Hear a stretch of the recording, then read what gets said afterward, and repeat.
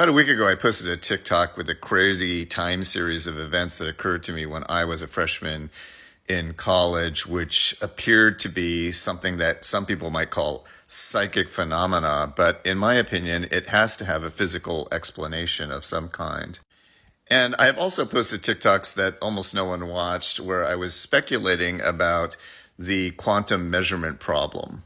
So I have physics training, and I once had a long series of conversations with the most brilliant guy I know, a friend of mine. He went to Caltech. He graduated in 3 years. Here's one story about him. He got all A's, and yet he was the type of guy who never appeared to be doing any work at all. He graduated in 3 years by basically taking like 5 or 6 courses every term.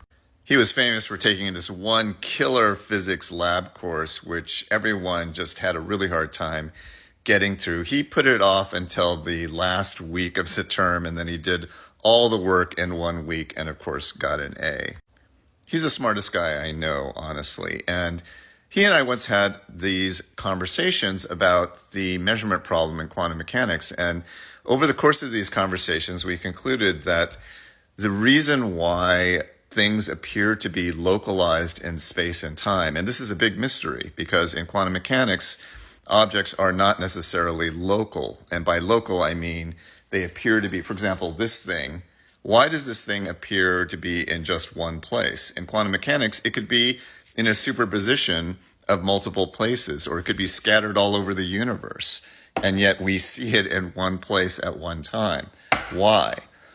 And our conclusion was that it has to do with measurement. What a measurement is has to be some interaction between a system that's complex enough that it can register some kind of feedback loop, which is an observation from our point of view. It's almost like a topological relationship in quantum mechanics.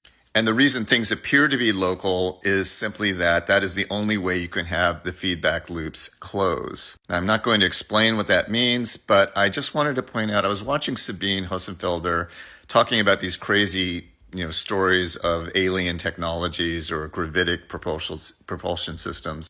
And she was saying that new physics can only happen in systems that are complex aggregates.